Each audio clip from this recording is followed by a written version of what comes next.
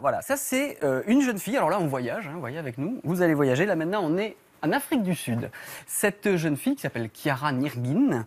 Kiara, elle a 15 ans tout simplement. Elle est lycéenne et elle vit en Afrique du Sud. En Afrique du Sud, enfin toute l'Afrique australe, je vais vous montrer, c'est cette partie en fait, hein, vraiment le sud-sud, 7-8 pays qui composent le sud de l'Afrique, eh bien, ils vivent depuis une trentaine d'années un réchauffement climatique sans précédent. D'accord, c'est des sécheresses terribles.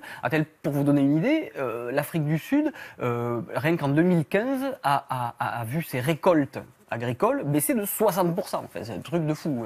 Voilà. Alors, qu'est-ce qu'elle fait pour ça? Elle utilise ceci. Je vous ai apporté des objets. Elle s'est rendue compte que la peau de l'avocat et la peau de l'orange contenaient des polymères ultra absorbants. Alors, polymères ultra absorbants, ça peut paraître un peu barbare. Pas du tout, on comprend tout, on comprend tout. Toi, tu es un grand scientifique, tu connais ça. Mais un polymère ultra absorbant, en fait, c'est ce qu'on trouve dans les couches des bébés. Ça retient les liquides.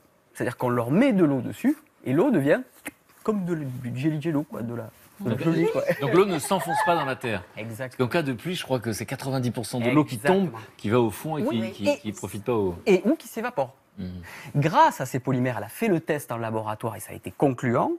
Quand on plante une graine de blé, de maïs, de tout ce qu'on veut, avec ce polymère associé à la graine, eh bien, l'eau de pluie, quand elle tombe, au moment où elle tombe, elle va être conservée jusqu'à 100 fois le poids du polymère. C'est-à-dire que si on met 1 kg de polymère polymère naturel, hein, attention, il n'y a pas de chimie dans tout ça, avec la graine, eh bien, on va pouvoir stocker de manière gélifiée, 100 litres d'eau. Et quand il manque de l'eau dans le sol, ça va libérer la flotte. Tu vas nous dire à quel point c'était essayé à grande échelle, parce que ça marche en laboratoire. Les réactions spontanées.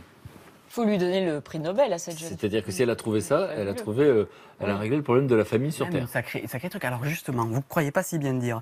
Notre amie, elle a gagné le premier prix du Google Science Fair, qui est un petit peu l'expo science du grand géant de l'Internet. Voilà.